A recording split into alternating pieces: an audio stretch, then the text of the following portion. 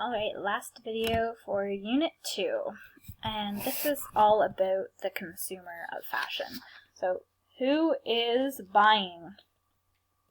And I want you to think to the last time you went shopping and you purchased an item of clothes. And I'm sure you didn't think of it while you were buying it, you were just really excited that you had it, but the manufacturer knew a lot about you. Creepily, but true. They generally design and produce clothes with a very specific target customer in mind. So, knowing what a customer eats, where they live, what they drive, where they go, and how those habits relate to their lifestyle is relevant, and it's actually essential information for designing and producing apparel. So if designers don't have solid information, then they're producing in the dark. So it's really important that they understand the relationship between the clothing they're designing and who they're designing it for. Michael Kors really said it best when, and I'm going to just go ahead here and I'll come back to Donald Karen, when he said that his kind of line is carpool couture, which means that fashion-conscious soccer moms are chauffeuring their children from their extracurricular activities, and they want to look good. So he knows that those are the people that are buying his Michael line, because that's the price point, and that's what he wants, and that's what he gets. So the clothing that he designs is elegant and practical for these women, because they want stuff that looks good, but they also don't want something that's too showy. But it's also offered at a lower price point than his signature collection. Sometimes designers will have muses, and this muse might represent their ideal target audience. So the Project Runway host, Iman, she was once Yves Saint Laurent's muse. So sometimes designers have muses. Marc Jacobs had Sofia Coppola, Karl Lagerfeld had Amanda Harlick, and Philip Treacy had Isabel Blow. But sometimes they don't. Sometimes they just have an ideal target audience in mind. I'm going to go back to Donna Karan now, because she also reiterates this point, that in the end, it's all about the customer. The customer is the one that's buying your stuff and keeping you in fashion, so you need to decide who she is and really get to know about what she's about. And once you figure that out, you can create a consistent message in the clothing that you're making. So, let's talk about demographics then.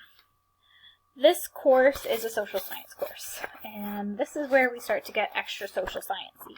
So you might have already spoken about this stuff in other social science courses, if you've taken them, or even geography or history.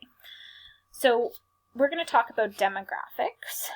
And demographics are different groups of things, or in the fashion industry we call them market segments. So income is a market segment, age is a market segment.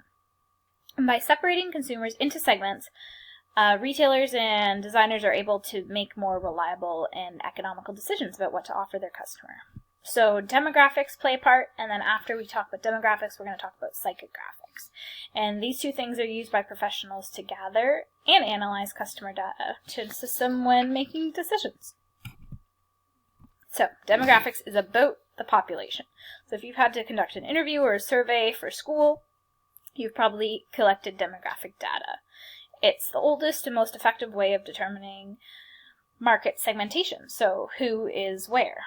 So those things that were on the last page are examples of demographic characteristics. So your ethnicity, your religion, your gender, your age, and much of this information can be found by using StatsCan.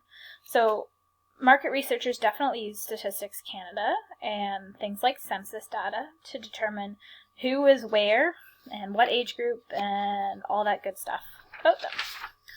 So let's break it down just a little bit. So, age. A designer first has to decide what age group is going to be buying his or her clothing, and then design and style clothes that cater to that specific age group. So, one age group that's going to become more and more popular to design for is 60-plus market, because as the baby boomers are growing older, their disposable income and their need for clothing is growing as well. So, age is a big factor in determining who to design for. So if you are looking at census data in New York and you're trying to sell to people in New York, who is actually in New York and how old are they? And that would be a good place to start. So moving on to occupation.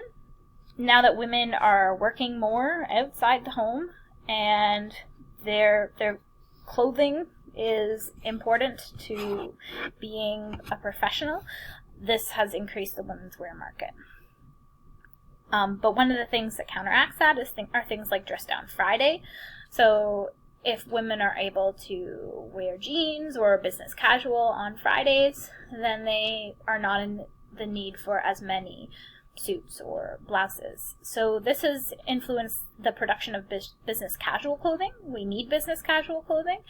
And it's also diminished sales from suit manufacturers because people are able to dress a little more casual when they go to work. Education is important because education can determine one's income level and apparel needs. So if you are educated, you are more likely to make more money, and you are more likely to be working at a job where you need to dress in a particular way. So every profession determines its own dress codes, and individuals need apparel that meet their expectations. Let's talk about income. So how much do people earn? Now, we have a lot of two-income households where mothers and fathers are both working.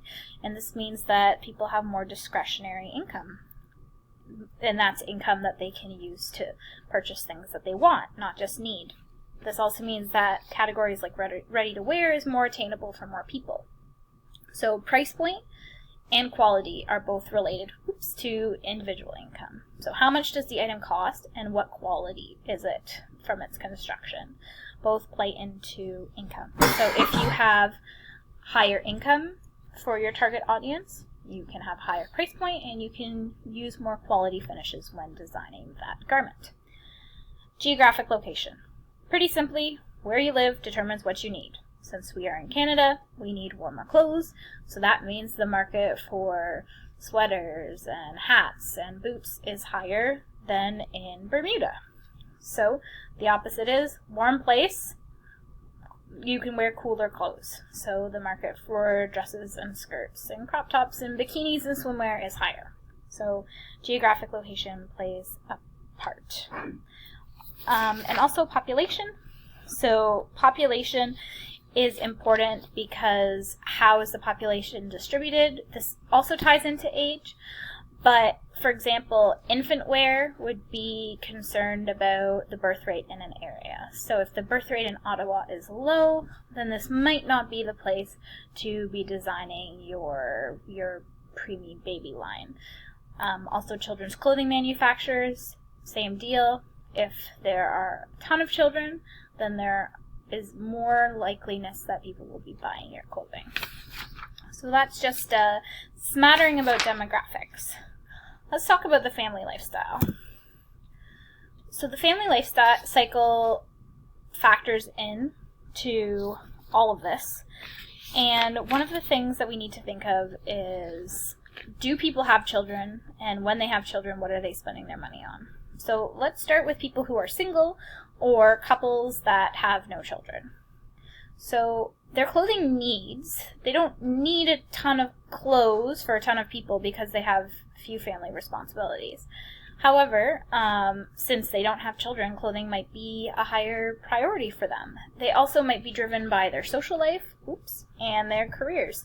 So they might need clothing to partake in those activities. Also, the resources that they have, since they don't have children, they might have more disposable income to spend on clothes, or they might not. But they have less people to buy food for, they don't have to pay for extracurriculars, so not having children does allow them to have money that they would otherwise spend on their family. So let's move on to families with children. More people is more needs. That's good for the fashion industry. Children outgrow clothing like crazy. They might need uniforms for school or for extracurricular activities. So families with children, it's an endless clothing buying experience. As the children grow, teenagers might want to have their own styles, so this might cost the parents more money because instead of buying clothes at Walmart or consignment stores, the children might request clothes that are of a certain brand to fit in with their peer groups.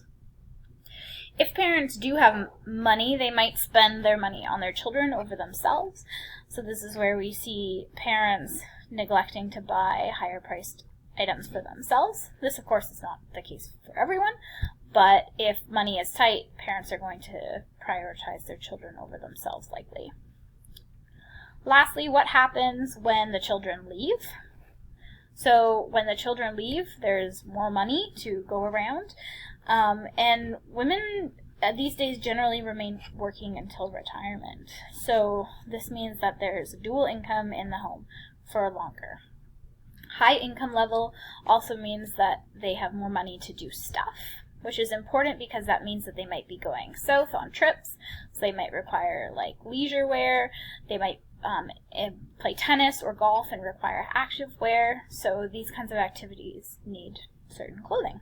So that's how the family life cycle plays into demographics and clothing buying. Last is psychographics. So demographics is 1, psychographics is 2. Psychographics is all about what the population thinks. So moving forward, why do they buy? Based on their personality, their ethnicity, their attitudes, their lifestyles, their interests, their opinions, any of that stuff. It's a more comprehensive look at consumers so that fashion manufacturers can match their products to their customer needs. So generally, psychographics are used in conjunction with demographics, so it's like an extra. Not many designers would look at psychographics and not demographics. So buying motives. This is when we talk about why people buy clothes, and this ties into psychographics. Sometimes we purchase things for rational reasons, and sometimes we purchase things for emotional reasons. Some people are more rational than emotional, and vice versa, or some people are an equal mix of the two. But basically, some consumers purchase clothing based on quality, or durability of material, how the clothing is washed, or the price point. These considerations are considered rational. They, I guess, make sense. And this type of consumer isn't influenced by trends, but rather how the garment looks and fits the body. So they might try on a jumpsuit, but they're not going to buy a jumpsuit just because it's a jumpsuit. If they try it on and it looks or feels not perfect, they're not going to buy it. The alternative is emotional. And we generally see emotional buying with higher priced items because there is status and prestige that are connected with some products. So this is when people buy the Coach purse. It might have to do with quality, but it might have to do with how it makes them feel. It makes them feel like they're a member of a specific class. So if it makes them happy, if they have it, but sometimes it also makes people sad or jealous if they don't. So this might motivate them that, ooh, I really want those Louboutin shoes because I think that everyone should have a pair. And it kind of overtakes their minds until they get it. Social influences. Social influences is simply the pressure that a person, a group of people, or media puts on consumers. So generally, this falls into socioeconomic status. So there's upper class, there's middle class, and there's lower class. Upper class is what's being advertised to us all the time, but most Canadians fall into middle class. And the idea is that people always want to move up. They always want more. And socioeconomic goes for money. So more money to buy more stuff.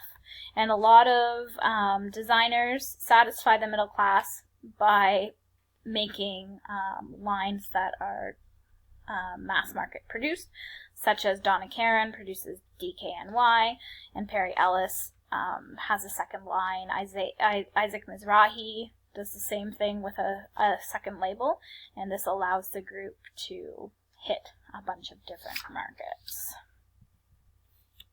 So we're just going to go on to part 2.